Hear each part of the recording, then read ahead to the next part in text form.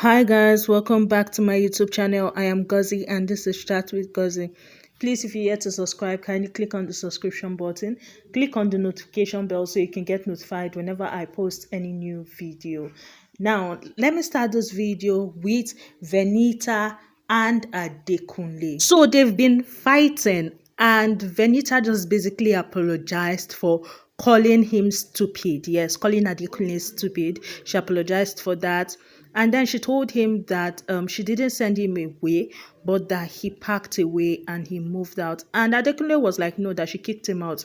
And she was like, she did not. And that it's been 2 days. He said it's not counting. She said she's counting. No, it's been 2 days that all this have happened. They both hugged, yes, and they told each other that they missed each other and all that. She told him that as far as she's concerned, though, he shouldn't have spooned her friend.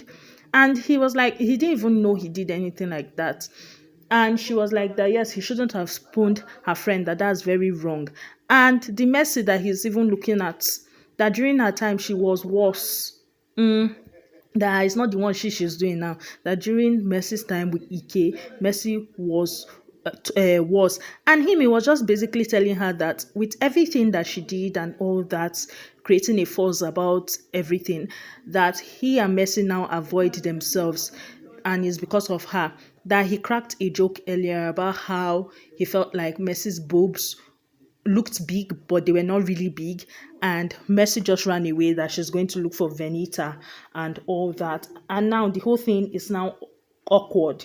As they were talking, Oeke joined into the conversation, saying that he was not meant to go away and all that, then saying that he wanted to become a mediator. And she was like, no, that no one should be a mediator, because once you have a mediator, it will be hard for you to actually settle issues without the mediator.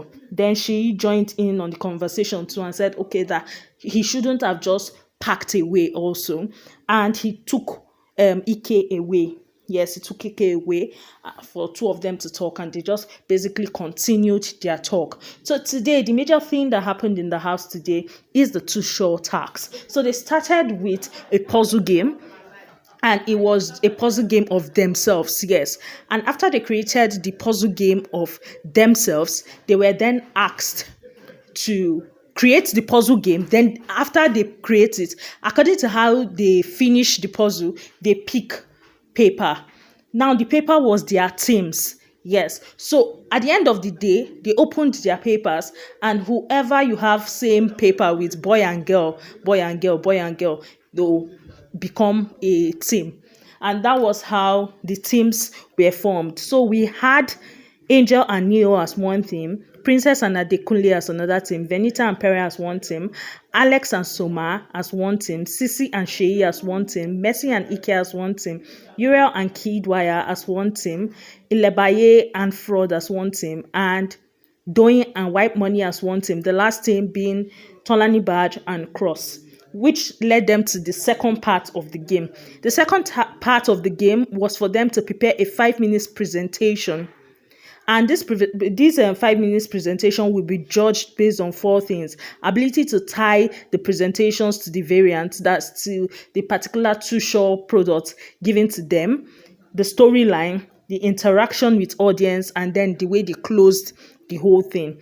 And Big Brother made them understand that out of the 10 teams, only 8 teams will qualify at the end of the day.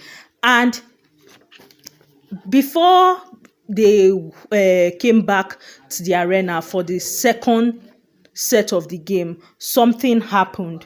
So apparently when they went back into the house, there was an issue, as Venita shouted out that she saw a tampon on the sink, and this was a big issue. And in the house, there are 4 ladies that are on their period currently, which is Venita herself, Doyin, Ilebaye, and Angel.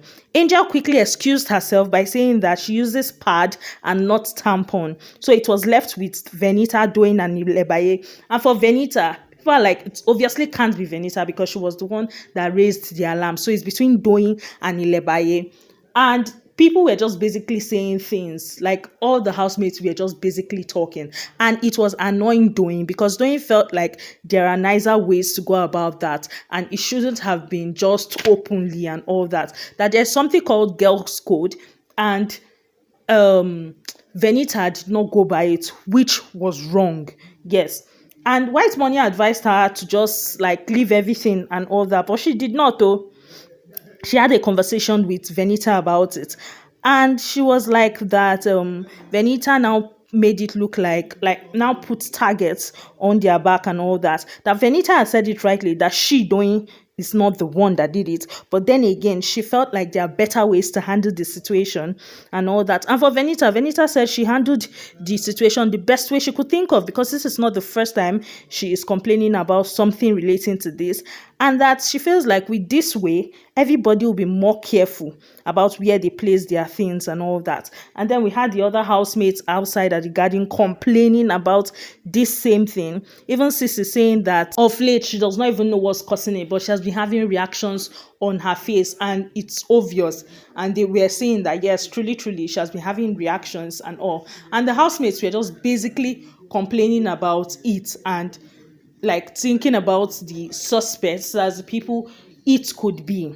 Then they now moved to the arena for the second part of the task, and that was when they got to know that Angel and Neo, as well as Tolani Badge and Cross, were the two teams that were disqualified from the second part of the game. The second part of the game was just basically a fun thing. Yes, they were to wash as many dishes as possible in 60 seconds, and they were to do it in teams of twos. Yes, so we had Pere and Venita against Fraud and Lebaye, and I guess because they started it, they had low numbers. They had 2 plates each. Then it now became a thing of Ike and Mercy versus Seyi and Sisi.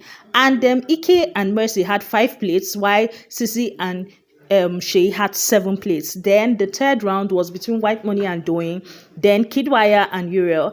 And White Money had 4 plates, while Kid had 11 plates. Now let me tell you something. Seyi and Sisi would have had 8 plates. Seyi had even rinsed the plate, just that he had not put it in the basket before the buzzer went off. So that plate was not counted for them, and they had to drop it on the sink. And as soon as Kidwire got there, Kidwire quickly took the plate inside water and kept it in this thing and it counted for them as 1. Then the last set was Soma and Alex against Adekunle and Princess. And Adekunle and Princess, they had a lot of plates. But at the end of the day, only 2 plates were clean. So only 2 counted for them. And their Soma and Alex had 7 plates, but only 5 were clean. So 5 counted for them. Because Big Brother had earlier said that it was the people that had the cleanest, that had clean plates. Yes, it's the clean plates that would count. So we had the top 2 that moved on to the next round, which is the Kidwire and Uriel team with 11 plates, and Sisi and Seyi's team with 7 plates. The last task was a puzzle game, and they were to play it individually. Yes, no more group. And at the end of the day, it was Kid, Seyi, Uriel, and Sisi. And after playing individually, Seyi won for the guys and Uriel won for the ladies. At first, it was Sisi. Sisi went and she wore the crown. Unfortunately, she did not place one of her piece well on the board, and so they called her back, and that was when Uriel sharply collected the crown from her head and wore it. They are currently preparing for the party, as Biggie has provided some outfits for all the housemates. Yes. And as that was going on, the next thing we started hearing voices between Cross and Doyin.